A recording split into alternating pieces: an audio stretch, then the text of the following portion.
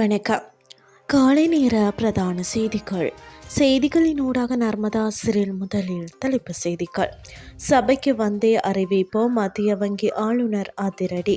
கொட்டி தீர்க்க போகும் கனமழை, விடுக்கப்பட்டுள்ள எச்சரிக்கை. அணு ஆயுத பந்தயம் மீண்டும் தீவிரம், புடினின் அதிரடி உத்தரவு. இனி விரிவான செய்திகள். பொருளாதாரம் தொடர்பாக நாடாளுமன்ற உறுப்பினர்கள் எழுப்பும் கேள்விகளுக்கு பதில்களை பெறுவதில் தாமதம் ஏற்பட்டால் அவரது பிரதிநிதிகள் நாடாளுமன்றத்திற்கு வந்து பதில்களை வழங்க முடியும் என்று மத்திய வங்கி ஆளுநர் நந்தலால் வீரசிங்க தெரிவித்துள்ளார். அரசாங்க நிதி தொடர்பான நாடாளுமன்ற குழுவில் அவர் இந்த விடயத்தை கூறியுள்ளார்.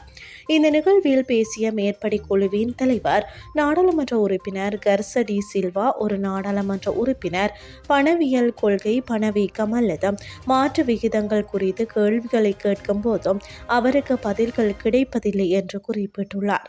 இதற்கு காரணம் நாடாளுமன்றத்தில் மத்திய வங்கியின் பிரதிநிதித்துவம் இல்லாததே என்று அவர் சுட்டிக்காட்டியுள்ளார். இதன்படி அவற்றுக்கு பதிலளிக்கும் விதமாக மத்திய வங்கியின் ஆளுநர் அழைக்கப்பட்டால் நாடாளுமன்றத்திற்கு வந்து பதில்களை வழங்க தயாராக இருப்பதாக அறிவித்துள்ளார். மத்திய வங்கி தொடர்பான பிரச்சினைகளுக்கு உரிய நேரத்தில் பதில்களை வழங்குவேன் என்று அவர் நாடாளுமன்ற உறுப்பினர்கள் கேட்கும் சில கேள்விகள் மத்திய வங்கிக்கு மட்டும் பொருத்தமானவை அல்ல என்றும் சுட்டிக்காட்டியுள்ளார். குறித்த கேள்விகள் மத்திய வங்கி மற்றும் நிதியமைச்சு உள்ளிட்ட நிறுவனங்களுக்கு பொருத்தமானவை என்றும் அந்த அனைத்து நிறுவனங்களிடமிருந்தும் பெறப்பட்ட பதில்கள் சேகரிக்கப்பட்டு ஒரு அறிக்கை தொகுக்கப்பட்டு சம்பந்தப்பட்ட அமைச்சரிடம் சமர்ப்பிக்கப்படும் என்றும் மத்திய வங்கியின் ஆளுநர் மேலும் வலியுறுத்தியுள்ளார். மேல் சப்ரகமுவா மற்றும் வடமேல் மாகாணங்களிலும் கண்டி, நுவரெலியா மற்றும் காலி மாவட்டங்களிலும் பல தடவைகள் மழை பெய்யும் என தெரிவிக்கப்பட்டுள்ளது. குறித்த விடயத்தை வளிமண்டலவியல் திணைக்களம் இன்று வெளியிட்டுள்ள அறிக்கையில் குறிப்பிடப்பட்டுள்ளது.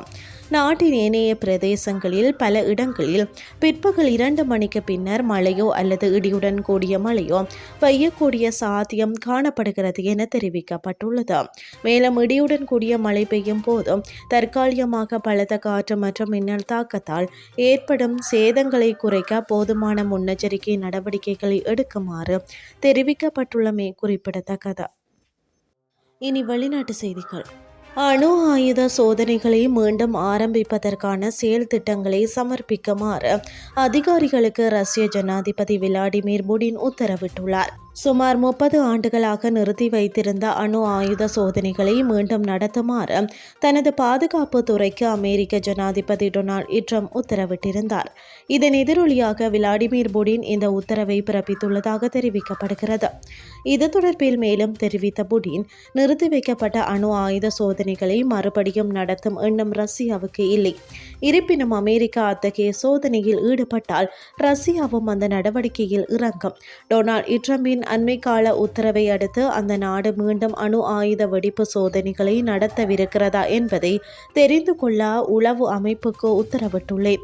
அதோடு அணு ஆயுத சோதனைகளை மீண்டும் நடத்துவதற்கு ஆயத்தமாகும் வகையில் அதற்கான செயல் திட்டங்களை உருவாக்கி சமர்ப்பிக்க வேண்டும் என்றும் அதிகாரிகளுக்கு உத்தரவிட்டுள்ளேன் என அவர் தெரிவித்தார்.